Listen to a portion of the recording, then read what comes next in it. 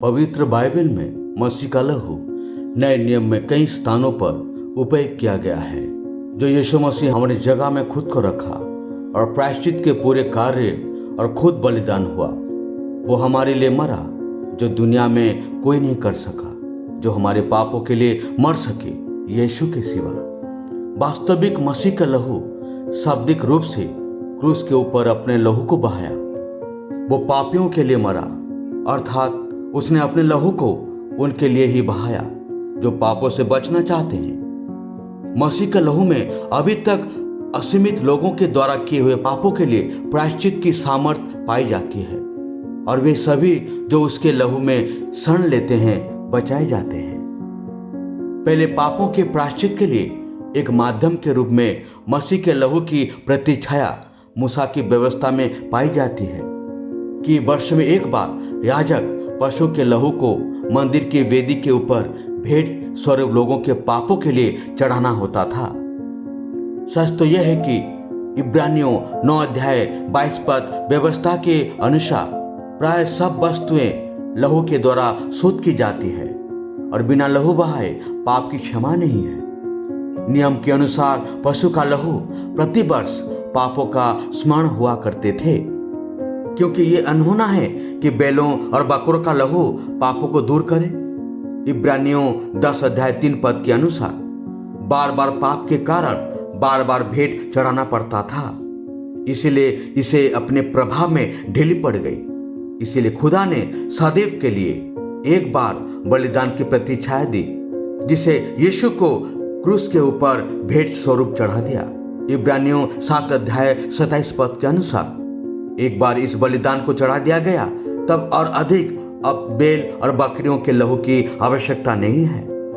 मसीह का लहू नई वाचा का आधार है। जिस प्रकार लूका 22 अध्याय 20 पद के अनुसार क्रूस पर चढ़ाए जाने से पहले वाली रात में यीशु ने दाखरस के प्याले को उसके शिष्यों को दिया और कहा, यह कटोरा मेरे लहू में जो तुम्हारे लिए बहाया जाता है, ये नई वाचा है।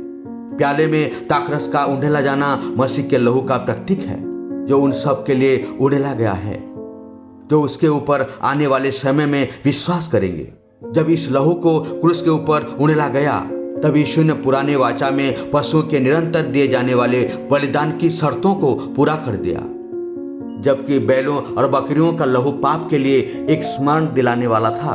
मसीह का निर्दोष और निष्कलंक मेमने अर्थात मसीह के बहुमूल्य लहू ने पाप के उस कर्ज को पूरी तरह से चुका दिया जो हमारे ऊपर परमेश्वर की ओर से था, और हमें अब और अधिक किसी बलिदान को पाप के लिए दे जाने की आवश्यकता नहीं है।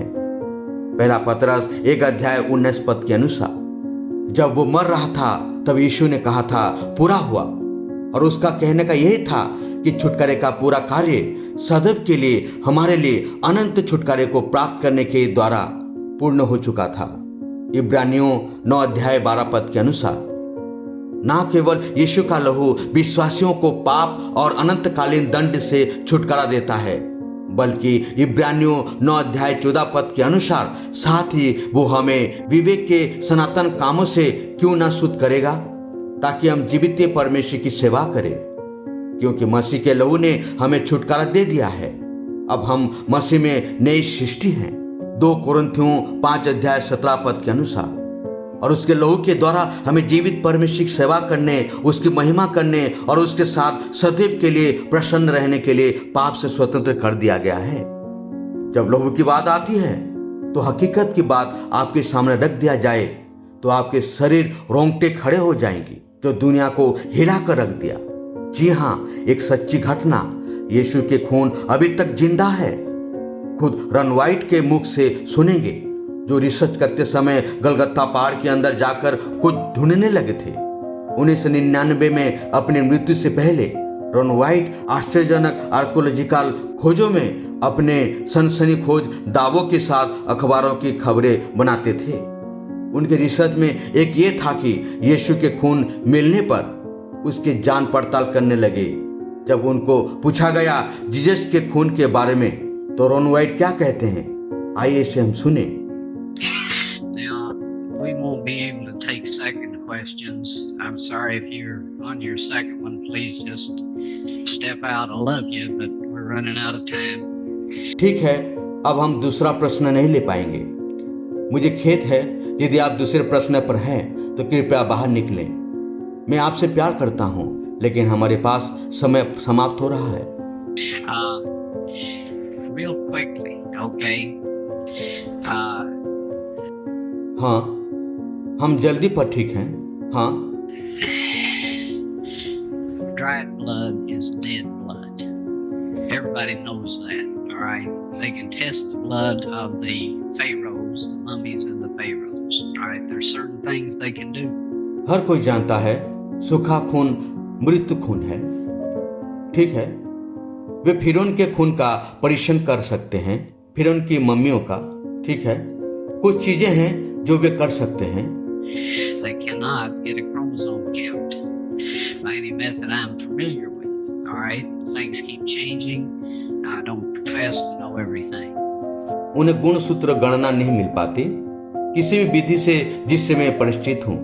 ठीक है, चीजें बदलती रहती है। मैं सब कुछ जानने का दावा नहीं करता।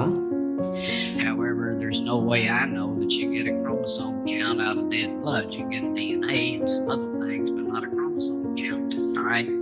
हालांकि ऐसा कोई तरीका नहीं है जिसके बारे में मैं जानता हूँ कि आप मृत रक्त से गुणसूत्र गणना प्राप्त कर सकते हैं। आप डीएनए और कुछ अन्य चीजें प्राप्त कर सकते हैं, लेकिन गुणसूत्र गणना नहीं। ठीक है, That's done by living white blood cells. ये जीवित श्वेत रक्त कोशिकाओं द्वारा किया जाता है। Now then, first of all, in this analysis, I took the blood into a laboratory in Israel. I asked one of the people I work with in antiquities, where is a good laboratory that does reliable work? And they said such and such, such and such, and I took it. इस विश्लेषण में सबसे पहले मैं रक्त को Israel की प्रयोगशाला में ले गया। मैंने उन लोगों में से एक से पूछा जिनके साथ मैं पूरा विशेषों में काम करता हूँ, एक अच्छी प्रयोगशाला कहाँ है जो विश्वसनीय काम करती है। और उन्होंने कहा, हाँ ऐसा है, मैंने इसे ले लिया। I just said, please examine this blood and tell me what you can tell me about it, all right? मैंने बस इतना कहा कि कृपया इस खून की जांच करें और मुझे बताएं कि आप इसके बारे में मुझे क्या बता सकते हैं। ठीक है, They said, well, look, we're going to reconstitute it. We're going to put it in normal saline and keep it at body temperature for 72 hours with gentle swirling, all right? उन्होंने कहा, अच्छा देखो, हम इसे पुनर्गठित करने जा रहे हैं। हम इसे सामान्य सोलाइन में डालेंगे और इसे हल्के से घुमाते हुए 72 घंटों के लिए शरीर के तापमान पर रखेंगे। ठीक है, That's their business. That's great. I said, now I want to be there when you check it out. They said, fine. So I was back. They checked it out. I said, now, they said it's human blood. We can tell that. They did whatever tests they need to do. And then I said, take some of the white blood cells and put them in a growth medium. ये उनका व्यवसाय है जो बहुत अच्छा है। मैंने कहा, अब मैं वहाँ रहना चाहता हूँ जब आप इसकी जांच करेंगे। तो उन्होंने कहा कि ठीक है। इसलिए मैं वापस आ गया था। उन्होंने इसकी जांच की। मैंने अभी कहा, हाँ। उन्होंने कहा कि ये मानव रक्त है। हम बता सकते हैं कि उन्हें जो भी परीक्षण करने की आवश्यकता थी उन्होंने किया। और फिर मैंने कहा कि कुछ श्वेत रक्त कोशिकाएं लें और उन्हें विकास माध्यम में डालें। Body temperature for 48 hours. And they said, well, that'll do no good because it's dead blood. I said, would you please do that for me? And they said, okay, we'll do it. So anyway, I said, I want to be there when you take it out and examine it. और उन्हें 48 घंटे तक शरीर के तापमान पर रखें। और उन्होंने कहा कि इससे कोई फायदा नहीं होगा क्योंकि ये मृत खून है। मैंने कहा कि आप कृपया मेरे लिए ऐसा करेंगे? उन्होंने कहा, ठीक है, हम यह करेंगे। तो फिर भी मैंने कहा कि जब आप इसे बाहर निकालेंगे और इसकी जांच करेंगे तो मैं वहां मौजूद रहना चाहता हूं।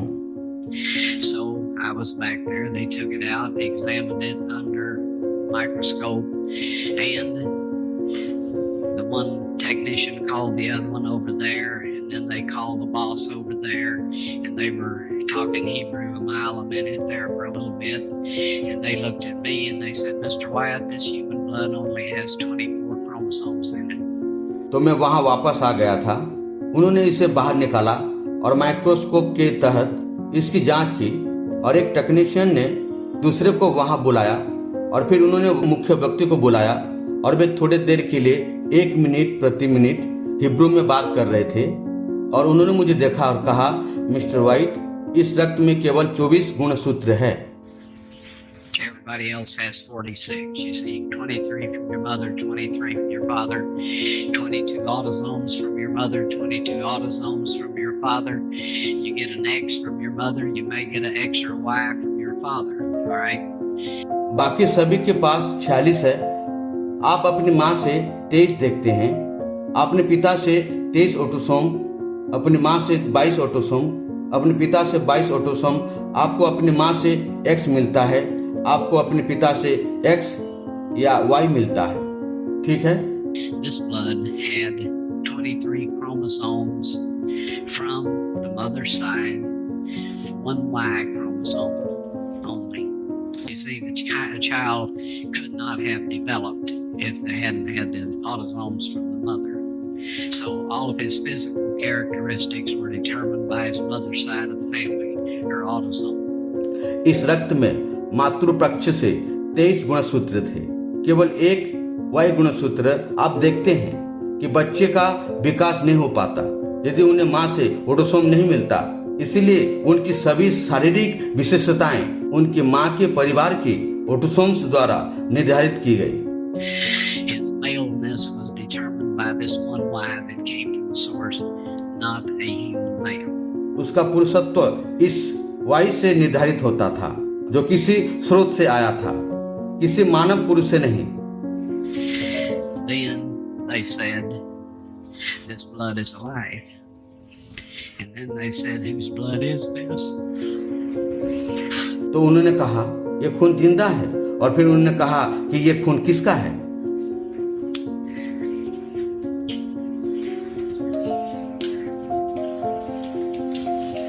I said, it's the blood of your Messiah.